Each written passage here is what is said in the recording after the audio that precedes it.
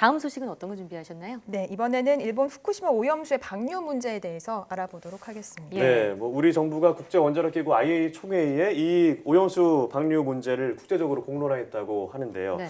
자, 문제는 일본이 우리나라가 제기한 문제를 이제 반박을 했다는 거죠. 참 일본의 주장을 보면 말이 안 되는 게 너무 많은 것 같아요.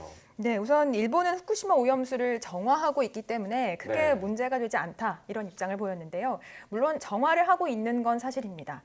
하지만 문제는 오염수 안에 있는 방사성 물질이 완벽히 걸러지지 않는다는 겁니다. 일본이 도쿄전력 홈페이지를 통해 정화 내용을 공개하긴 하는데 공개된 자료만 봐도 완벽히 정화되지 않고 여전히 오염물질이 그 안에 남아있다는 걸 알 수 있습니다. 네, 그런데도 일본은 이 오염수를 바다에 방류하겠다 이런 주장을 계속하고 있는 건데 지금 문제가 되는 게 바로 삼중수소라는 물질이죠. 이 물질은 아무리 정화를 해도 걸러지지 않는다고 하는데 그게 사실인가요? 네, 그렇습니다. 방사성 물질인 삼중수소는 말씀하신 대로 정화를 한다고 해도 없어지지 않습니다. 예. 이 물질의 안전성에 대해서는 다소 좀 주장이 엇갈리는 부분도 있습니다. 일부에서는 암이나 기형을 유발하는 방사성 물질이라고 보는 쪽도 있고 또 몸 안으로 들어온다고 해도 체외로 배출되는 물질로 보는 그런 시각도 있습니다. 예. 그런데 최근에는 이 물질이 세포 내에서 피폭을 일으키고 유전자 구조를 바꾼다는 연구도 나온 상황입니다. 네. 삼중수소가 장기간 체내에 어떤 영향을 미칠지에 대해서 이 활발한 연구가 이루어지지 않았다는 이야기도 있는데요. 그렇다고 하더라도 건강과 직결된 문제라는 측면에서 위험성이 제기된 부분을 결코 간과해서는 안 될 것 같습니다. 예. 네, 그리고 또 하나 심각한 게 이제 국제적인 기준이 없다는 게 또 문제인 것 같아요.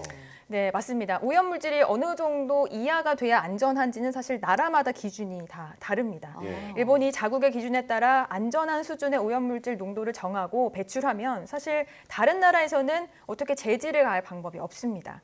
IAEA 권고 수준이 있긴 하지만 이는 어디까지나 권고인 셈이고요. 예. 삼중수소의 경우 희석해서 또 바다에 버린다라고 하면 사실 또 막을 길이 없긴 합니다. 네, IAEA가 일본을 직접적으로 규제를 할 수가 없다면 더더욱 이 문제를 공론화해서 국제사회의 어떤 공조를 이끌어내야 하는 거 아닌가요? 맞습니다. 그래서 국제 여론을 조성하고 여러 나라가 협력해서 조금 더 환경과 이런 안전의 측면을 고려하는 방법으로 유도할 수 있도록 하는 것이 중요한데요. 그런 의미에서 이번에 우리 정부가 IAEA 총회에서 연설을 한 것도 의미가 있다라고 볼 수 있겠습니다. 네, 사실 이 오염수 문제는 우리나라가 딱 직격탄을 맞는 일이잖아요. 맞습니다. 사실 그리고 러시아, 중국도 이 피해에서 자유로울 수 없을 것 같은데 이 태평양에 인접해 있는 국가들이 좀 지혜를 모아야 되지 않을까라는 생각이 듭니다. 오늘 말씀 고맙습니다. 잘 들었습니다.